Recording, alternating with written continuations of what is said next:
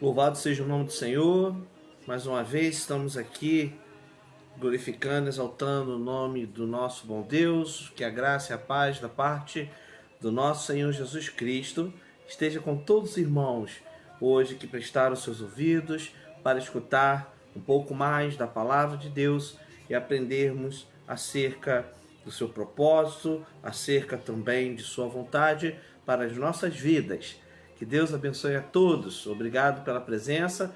Nós somos da Igreja Presbiteriana em Vilar Novo, onde nós temos o privilégio de poder prestar a Deus louvor, gratidão e adoração por intermédio desta live neste domingo chuvoso, da qual o Senhor nos permite, mas com saúdes e livres do mal, em nome de Cristo Jesus.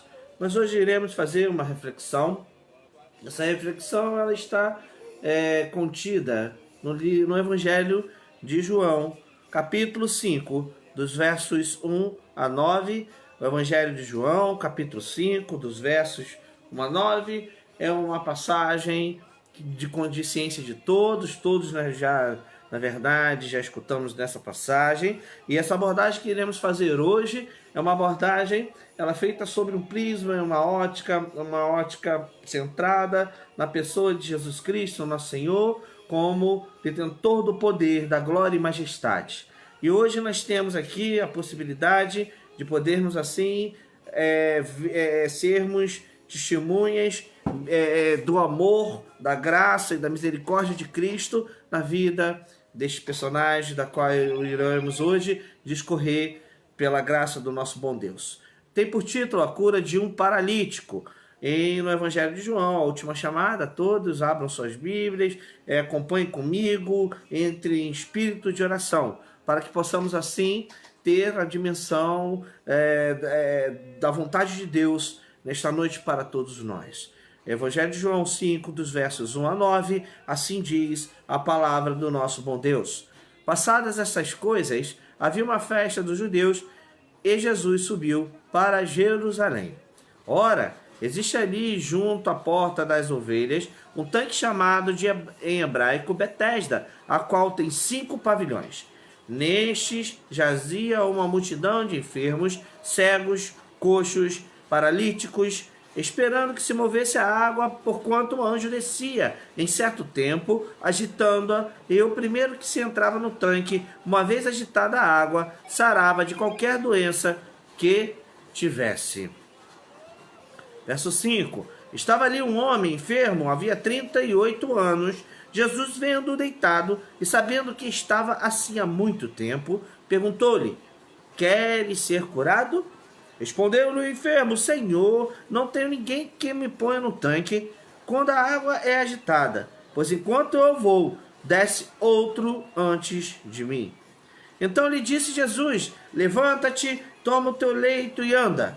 Imediatamente o homem se viu curado e, tomando o leito, pôs-se a andar. E aquele dia era sábado. Vamos orar.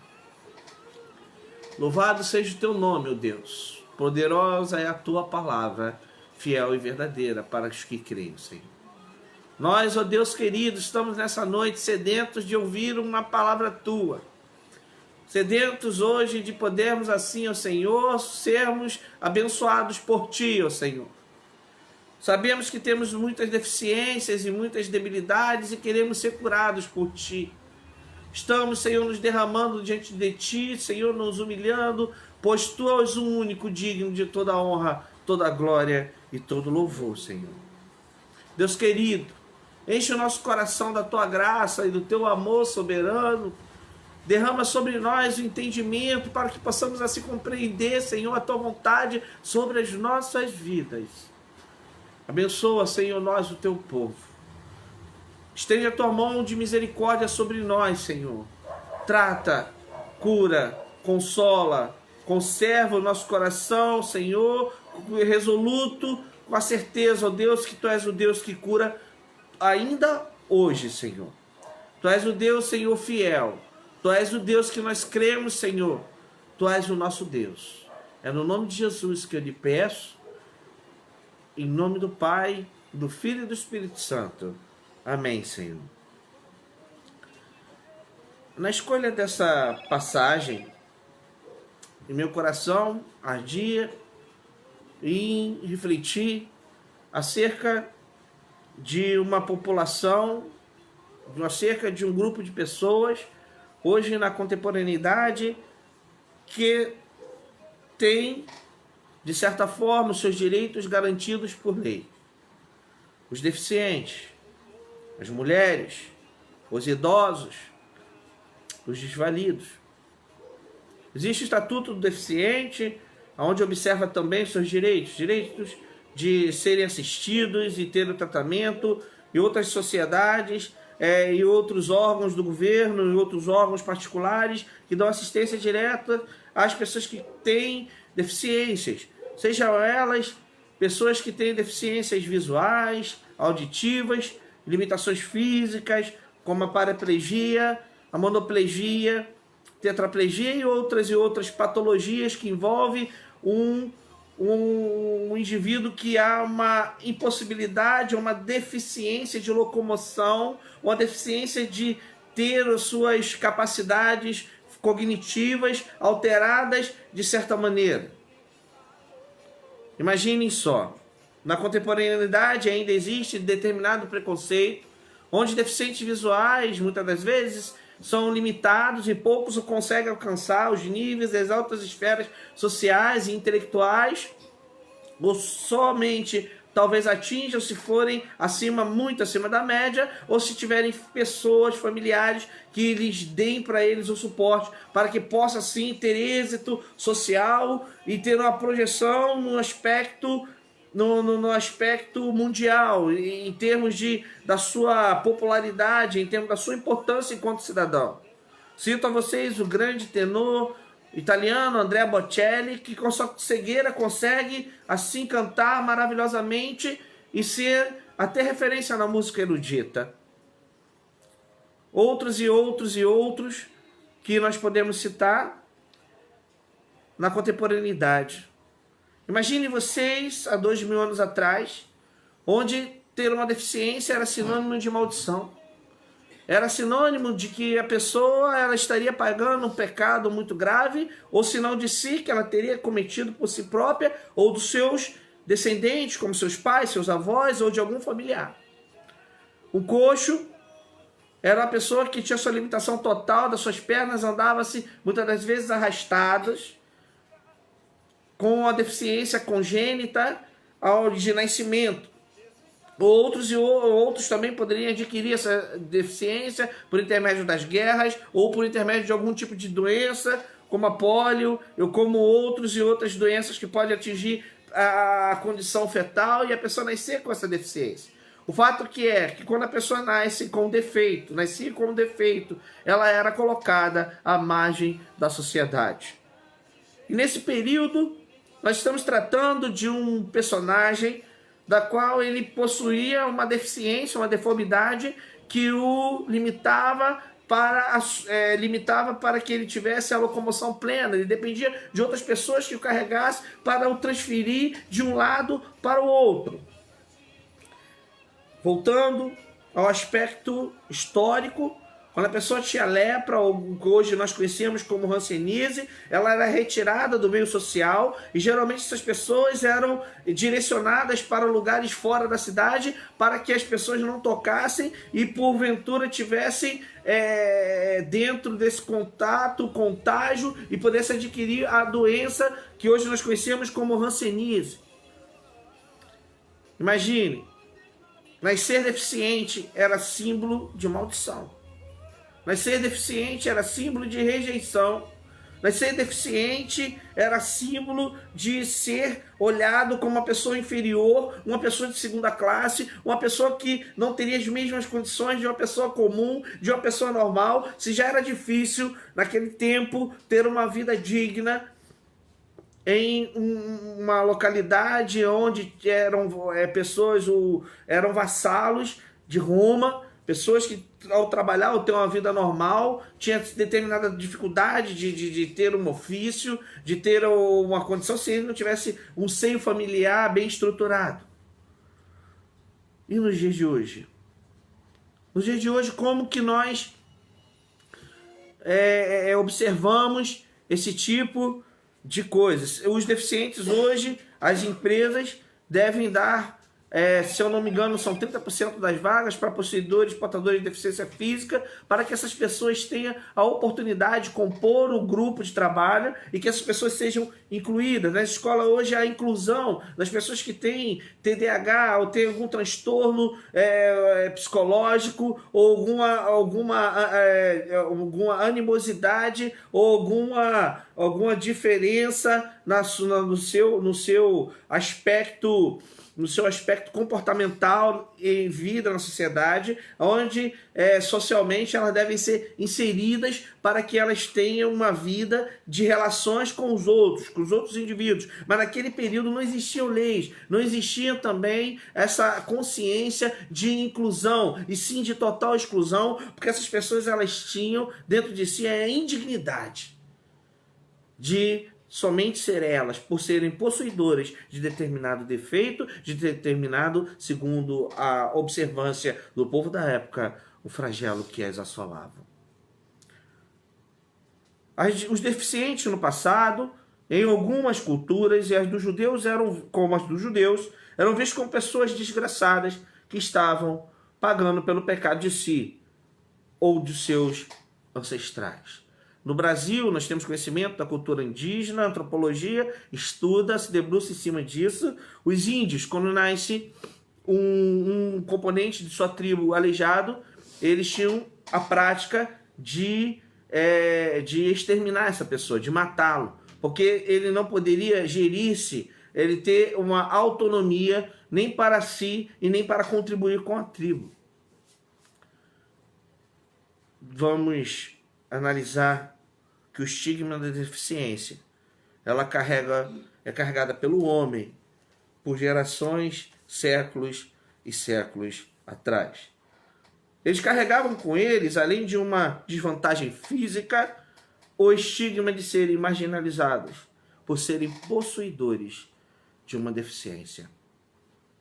Vamos nos debruçar e entender agora o texto. Passadas essas coisas, Jesus vinha numa sequência de curas, voltou a Galiléia e teve a cura do filho do oficial do rei, no verso 46. E aqui, quando fala no verso que passou essas coisas, e determinada festa dos judeus, né? E essa festa aqui, eles deveriam ir a Jerusalém, que era a festa de Páscoa, Pentecostes e Tabernáculo. Eram 3 tipos de festa que eram a observância do judeu. Aqui a gente não sabe se são... quais são exatamente, se é uma dessas 3, mas era um período de festa, um período de festividade. E Jesus, no verso 1, subiu a Jerusalém. E ali existia, junto à Porta das Ovelhas, um tanque, que é chamado de hebraico de Betesda. Betesda trata-se de uma área situada ao nordeste do templo. O tanque era duplo, nos 4 lados e na divisão central havia um pórtico, galerias e coluna. Betesda, o vocabulário aramaico significa casa da graça. Então, continuando o texto, existe ali junto à Porta das Ovelhas, o tanque chamado de hebraico de Betesda, o qual tem 5 pavilhões. E neste jaziam uma multidão de enfermos, cegos, coxos e paralíticos. Imaginem só, era permitido que essas pessoas fossem até lá para que, no momento de eventual misericórdia dos outros, elas tivessem uma localidade onde elas poderiam, de certa forma, indiretamente participar de uma dessas festas. Os deficientes eram barrados à entrada nas sinagogas pelo seu estado. Para os judeus, um estado de impureza. Eles eram proibidos de entrarem também no templo. Por quê? Porque o templo era um lugar sagrado onde prestava-se cultos e as oferendas para a propiciação dos pecados. Como eles tinham já dentro de si mesmo o pecado, onde inexplicavelmente eles não poderiam ser absolvidos de certa forma, eles eram tidos como pessoas malditas.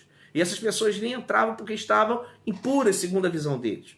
Como a mulher do fluxo de sangue, como também os cegos, coxos, aleijados, leprosos. Era uma classe de pessoas que era colocada à margem, era colocada separadas. Vocês podem observar que eles estavam em um lugar aonde, frequentados por outras pessoas, deviam ser pessoas boas, que gostavam, que faziam bondades para ele, de certa forma davam esmolas para que ele pudesse sobreviver, que não tinha total visão desse inescrupuloso pensamento. Mas o fato é que havia neste lugar uma multidão de enfermos, coxos e paralíticos. Eles acreditavam que de tempos em tempos esperavam que se movesse a água naquele tanque, e o anjo descia do certo tempo, agitando primeiro que entrava no tanque. Uma vez agitada a água, sarava de qualquer doença que tivesse. De maneira que misericordiosamente Deus agia desta maneira, e outros criam desta forma. Mas o fato é que existia um homem que 30 anos passaram e outros entravam na frente dele. 30 anos passaram, ele com esta moléstia, com esse problema, ele ia até esta localidade. E há 38 anos estava enfermo ali aquele homem esperando a cura, o mover das águas. O mover das águas por um anjo celestial. Jesus, misericordiosamente, olhando para aquele homem que estava deitado, Jesus, no verso 6, e Jesus vendo deitado, sabendo que estava assim há muito tempo, perguntou-lhe: queres ser curado? E é nesta pergunta aonde eu tirei o nosso tema. Qual é a sua deficiência para que Jesus te cure? Quais são as nossas deficiências? Todos nós não somos perfeitos, porque a palavra de Deus diz que todos pecaram e destituídos estão da glória de Deus. Quais são os nossos defeitos que nos impedem de viver uma vida digna diante de Deus, de ter uma vida plena diante de Deus, de o adorar em espírito e em verdade? Esta é a primeira pergunta de duas perguntas que iremos desenvolver nesta noite. Sabendo que no passado os deficientes, eles tinham uma vida de desprezo, tinham uma vida que muitas das vezes eram de serem ignorados pela sociedade. Uma deficiência, um defeito é muito duro de se carregar, principalmente na infância. Imagine ele vendo seus coleguinhas, seus irmãos, brincando, e a mãe, o pai os olhando de forma diferente, e ele sem poder se locomover, e o sofrimento que é acarretado em seu coração, fora os deboches, porque as crianças muitas das vezes são mais, fazem comparações, olham os nossos defeitos e nos acusam, principalmente se temos uma deficiência aparente, onde todos veem, como a cegueira, como a deformidade no rosto, como a deformidade nas mãos, como a deformidade no pé, como a deformidade nas pernas. Já a dor de nascermos diferente já nos assola todos os dias, e a dor de viver debaixo de deboches, debaixo de fazendo com que as pessoas nos inferiorizem, e o pecado causa a mesma sensação de sermos inferiorizados por nós mesmos, por nós não sentirmos dignos de estarmos na presença de Deus. E muitas vezes isso nos afasta do Evangelho, isso nos afasta da grandiosidade, do amor, da graça de Deus, da sua bondade, porque nós ficamos olhando dentro de nós e arrumando desculpas e arrumando defeitos para dizer que nós não podemos ir até a igreja, porque nós temos primeiro que resolver isso, primeiro que resolver aquilo, primeiro que resolver aquilo outro, e as desculpas não param, e nós muitas das vezes jogamos a nossa desculpa em cima da nossa deficiência, e essa deficiência, muitas das vezes, ela é ocasionada não fisicamente, mas uma deficiência da alma. Uma deficiência de um perdão que não é liberado, uma deficiência de um fato a falta de relacionamento, de entendimento, de compreensão, de humildade, de soberba da nossa parte, de orgulho da nossa parte. E esse problema, isso nos causa, e aí muitas das vezes nós caminhamos até a igreja, nós vivemos o evangelho há 38 anos como esse homem vai, há 48 anos como esse homem tem, e este problema nunca é curado, porque nós não entregamos esse problema a quem é o dono da cura, que é Cristo Jesus. O preconceito, a vergonha e a dor é o companheiro deste homem por toda uma vida. Como ele, não precisamos carregar a nossa deficiência, a nossa debilidade a vida inteira. Nós podemos entregar aos pés de Cristo, colocar à sua frente e dizer e confessar a Ele: Senhor, me cura. Porque a todo momento esse Deus maravilhoso está de braços estendidos e de mãos abertas para nos abençoar. E muitas das vezes quem complica toda a nossa história é o nosso orgulho. Quem complica toda a nossa história é essa vontade imensa que nós temos de nos auto-justificar. De mostrar para Deus que o nosso problema, muitas das vezes, por uma questão de desculpas ou de protelação, a gente nunca resolve. A gente sempre vai utilizando desculpas e desculpas e desculpas. E voltando para o texto, nós vemos aqui que Jesus, no verso 6, após ter o visto deitado, pergunta: queres ser curado? Tu queres ser curada?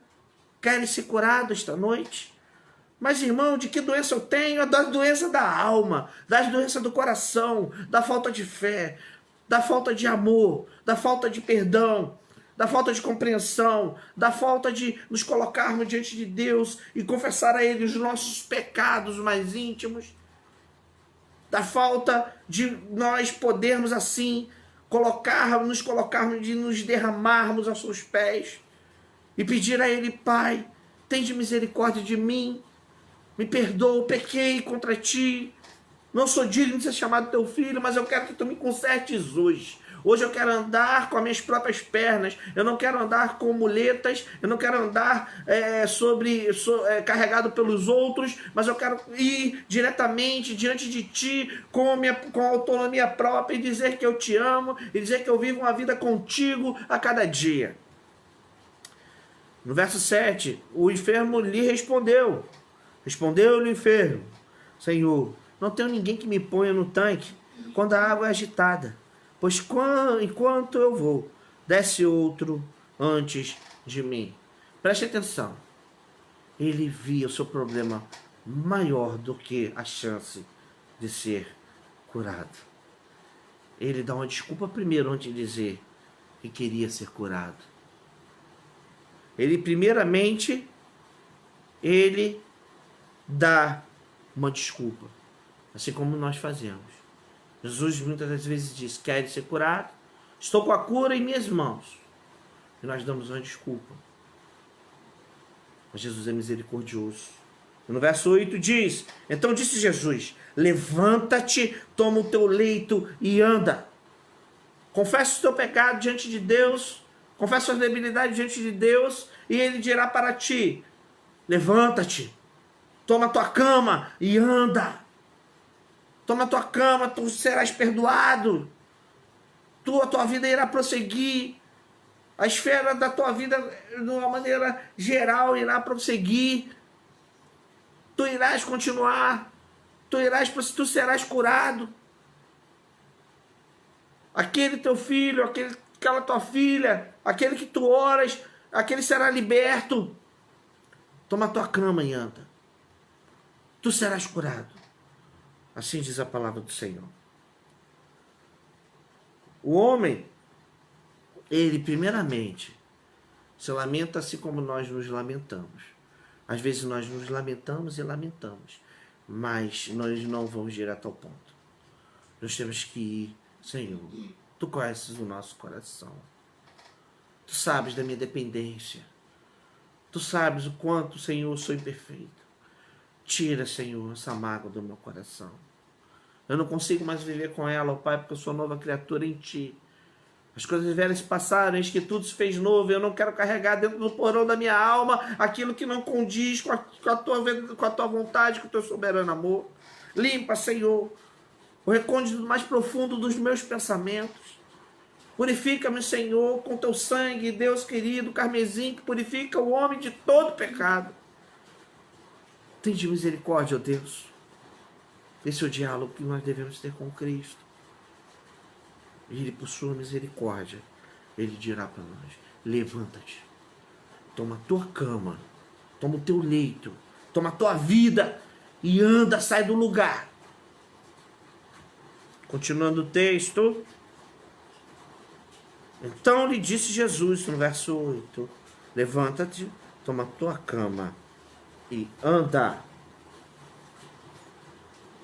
A gente, às vezes, gosta de ser um armário velho, de acumular coisas dentro do nosso coração. Não devemos acumular coisas em nossos corações, coisas ruins. Devemos assim nos encher de coisas boas. Devemos assim ter uma vida e prosseguir uma vida feliz diante de Deus, uma vida de humildade, uma vida de temperança, uma vida de amor, uma vida de compreensão, uma vida que nós propriamente da amplitude de uma cosmovisão cristã dentro da vontade de Deus, dentro de suas determinações verdadeiras, pautadas nos ensinamentos da palavra de Deus, na sua soberana vontade. Não devemos carregar isso, carregar dores, sofrimentos em nossos corações. Nós devemos colocar aos pés do Senhor e pedir que Ele nos ajude. Porque Ele diz que aprendei de mim que sou manso e humilde de coração. Em sua humildade o Senhor nos ensina. Em sua humildade o Senhor nos exorta. Em seu soberano amor Ele nos salva. A partir do momento que nós cremos nele e que Ele é o provedor de nossas vidas. E por fim, a pergunta eu ressalto: onde está a sua deficiência? Onde está a sua debilidade? Coloque aos pés de Cristo os seus problemas mais íntimos.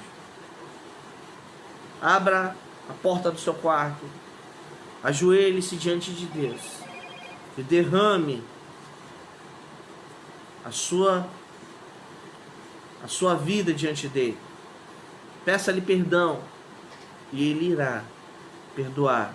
E nós iremos retirar este montão de objetos que nos fazem mal do porão do nosso coração. Conte para Jesus onde está o seu problema. Conte para Jesus, confesse a Cristo. Sente com outro irmão também, confesse para o outro. Orem uns pelos outros. Porque é melhor que estejam dois do que um só. É tão importante nesse momento de confinamento nós estreitarmos os laços de afetividade e de amor.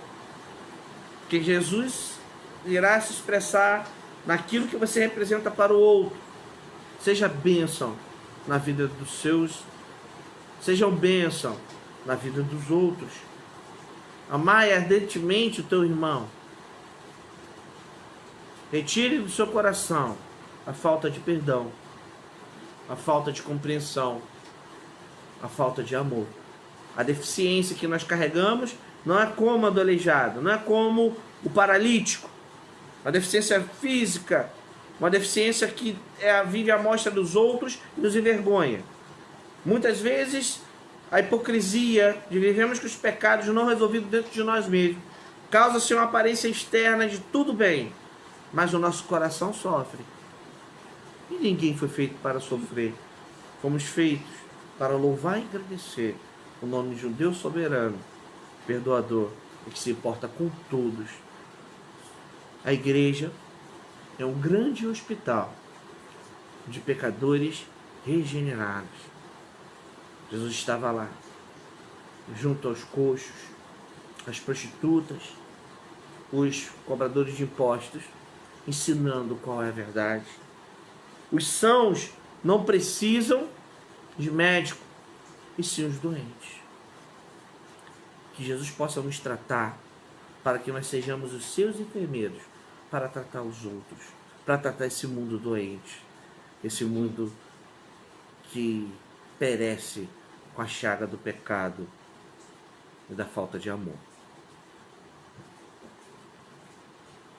Jesus, ele sabe exatamente onde está a sua dor. Basta você clamar, que assim como diz a palavra. Então Jesus disse: levanta-te, toma o teu leito e anda. E no verso 9 vai dizer: imediatamente o homem se viu curado, e tomando o leito, pôs-se a andar. E aquele dia era sábado. Por que sábado? Sábado era o dia onde os judeus não podiam trabalhar, não podiam fazer ações. Mas para Jesus não há convenções para te curar. Não há dificuldades. Por mais que os outros digam que você não possa, por mais que você mesmo não acredite que você não possa, mas se você pedir com fé ao Senhor, Ele irá te dar vitória. Ele irá te curar, sanar os seus problemas, consertar a sua vida, restaurar o que está quebrado, refazer o que foi destruído, renovar a sua vida e a minha vida, porque eu creio exatamente no que essa palavra ela nos diz essa noite.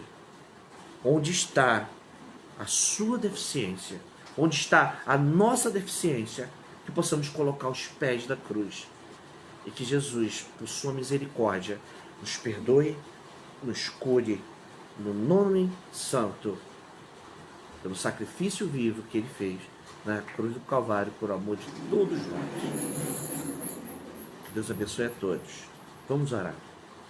Amantíssimo Deus e eterno Pai, obrigado por sua palavra, Senhor.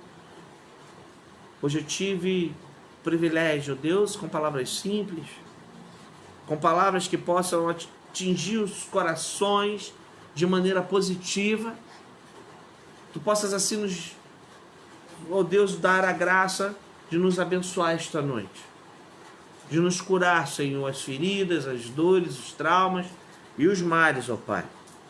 Que Tu possas hoje tratar o problema do Teu povo, tratar a nossa falta de fé, a nossa pequenez, tratar, Deus querido, a nossa falta de perdão, consertar o que está quebrado, ó Pai, nas relações, fazer com que tudo, ó Deus querido, volte, ó Senhor, à sua normalidade. Hoje, ó Deus, o mundo vem passando por dificuldades, mas eu desejo, a Tua igreja deseja, no nome de Jesus, que Tu restaure todas as coisas, que em pouco tempo tudo volte à normalidade. Nós queremos em Ti, Senhor. Nós queremos que Tu, ó Deus, como curaste os aleijados, cure também este planeta, ó Senhor. Cure também, ó Deus querido, esta terra ferida. Sara, Deus, cuida, Senhor. Ó Deus querido, transforma, ó Deus, a nossa realidade. É no nome de Jesus que nós te agradecemos, te rogando, Senhor, pelas Tuas bênçãos. Em nome de Cristo Jesus, abençoa o Teu povo. Que tenhamos uma semana, Deus, abençoada, debaixo das Tuas soberanas mãos. Em nome de Jesus, nós te agradecemos. Amém. Que todos vocês aqui hoje, presentes nesta reflexão noturna, nesta pregação, fiquem bem toda semana, se protejam, orem, busquem o Senhor. Em breve iremos estar todos reunidos para assim louvar e engrandecer o nome do nosso Senhor Jesus Cristo. Lembrando que às quarta-feiras nós teremos o estudo bíblico também, né? Nós iremos gravar mais uma live na quarta, o horário habitual às 19 horas, aos domingos às 6 horas da tarde, né?